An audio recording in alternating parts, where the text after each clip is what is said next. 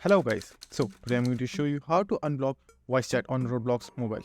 Now it's a very simple process. All you have to do is open the application, then click on the three dots at the bottom right corner. Now scroll down, click on settings, then click on account info. Now in the personal tab, you will find your age and your date of birth.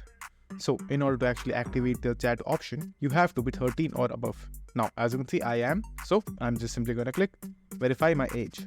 Now, in order to actually do the verification process, you will need some type of ID. It might be your passport, driving license, or if you are in US, your state residency, anything will work. So for me, I have my driving license, so I'm going to use that. So all you have to do is just simply get your driving license or any identification proof, then click on start session. Choose any of the browser. Now just simply begin the verification.